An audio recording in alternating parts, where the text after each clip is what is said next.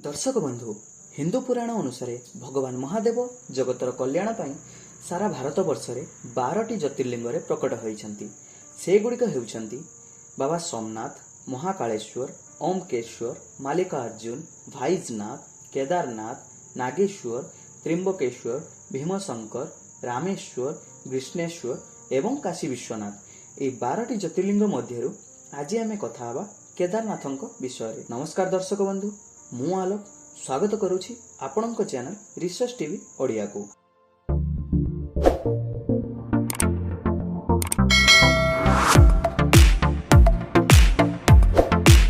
आम भारत रे थिबा उत्तराखंड राज्य रे रुद्रप्रयाग जिले रे बाबा केदारनाथ अवस्थान करिसेंती।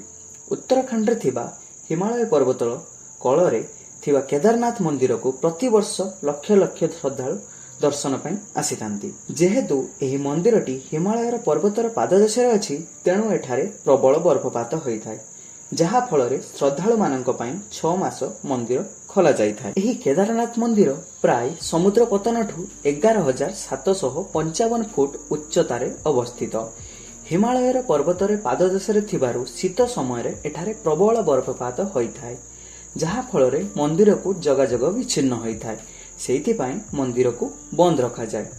तेणु एप्रिल मासरु नवेम्बर पर्यंत मंदिर को खोला रखा जाए।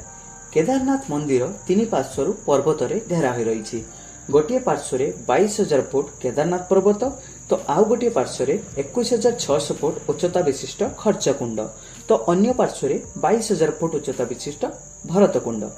ता छड़ा केदारनाथ मंदिर पार्श्व दे मंदाकिनी नदी प्रवाहित हुए। एही मंदाकिनी नदी कोल रे केदारनाथ को मंदिर निर्माण करा जायछि। केदारनाथ मंदिर प्रायतः 1000 वर्ष पुराना बोली जणा जाए।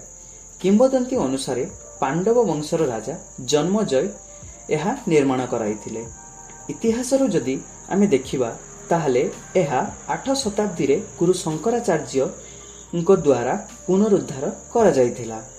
तेबे किंवदंती अनुसार महाभारत युद्ध रे समाप्ति परे पांडव माने भातृहत्या तथा परिवार वर्गर हत्या को पाप भाव मुंडरे पुराई नहीं एवं सेमाने एही पापरु मुक्ति पाइबा पई भगवान शिव को उपासना करी खुशी करेबा को चाहुतिले एवं तांको पाखरु आशीर्वाद नेबा को चाहुतिले, जहा फଳରେ पांडव माने भगवान शिव को दर्शन करबा को काशी चली गले। किंतु भगवान सेठारु अंतर्ध्यान होई केदार रे आसी बसी गले। जेतेबेले पांडव माने काशी विश्वनाथ जाई भगवान को दर्शन करिया पई चाहिले सेमाने सेठी भगवान को दर्शन पाइलेनी, जहा फଳରେ सेमाने निराश होई पड़िले। तापरे सेमाने जानिबा पई पाइले जे भगवान जाई हिमालय रे केदार ठारे अवस्थान करिसेंती। एहा जानी पांडव माने भी हार न मानी हिमालय यात्रा करले। सेठारे सेमाने केदार रे पहुंचिले और एहा देखि महादेव प्रसन्न होई पांडव मानन को दर्शन देले, समस्त पापर मुक्ति मध्य कराइले एवं सेमाननको आशीर्वाद मध्य देले। एहा परे भगवान अंतर्ध्यान हेले। अंतर्ध्यान हवा समय रे भगवान सेठारे गोटे ज्योतिर्लिंग प्रकट कराइथिले। तेणु आमे सेही ज्योतिर्लिंग को केदारनाथ नाम रे पूजा करिथा। कहा जाए केदारनाथ मंदिर प्राय 400 वर्ष धरी बरफ तळे दबी रहिथिला। देहरादून वादिया इंस्टीट्यूट ऑफ हिमालयन जियोलॉजी वैज्ञानिक माने कहती जे 400 वर्ष धरी बरफ तले दबी रही मंदिरर किछि भी क्षति होई नथिला, जहा फଳରେ 2013 मसीह रे होइथिबा भूस्खलन एवं प्रबल बन्या रे मंदिरर किछि क्षयक्षति होई नथिला। जदिओ मंदिर रे किछि मात्रा रे पानी पसी जाइथिला किंतु अति चमत्कारी भाबरे मंदिर रे किछि होई नथिला। गोटे चमत्कार कथा होउची जेतेबेले बन्या आसिला पर्वत रे गोटे पत्थर खसी आसी मंदिर पछपटे रहीगला, जहा फଳରେ मंदिर रे कौनसी क्षति न होई पानी 2 भाग दे गति कला। तेणु आज भी श्रद्धालु माने सेही पत्थरटी को भीमशिला नाम रे पूजा करिथांती। केदारनाथ मंदिर श्रद्धालु मानक पई सकाळ 6टा रु खोला जाइथाय एवं 3टा रु 5टा पर्यंत एठारे विशेष पूजा होइथाय। तापरे विश्राम पई मंदिरटी को बंद करि दिया जाय।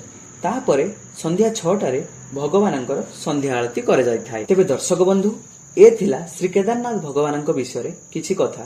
पुणी देखा हबो आउ गोटे भिडियो। एही परि किछि नुवा कथा जानिया पई आम रिसर्च टीवी ओडिया को सब्सक्राइब करी घंटी को दबाई दियंतु एवं भिडियोटी जदि भलो लागि थाए ताहले लाइक कमेंट करी शेयर करने को जमा भूलिबेनी। जय जगन्नाथ।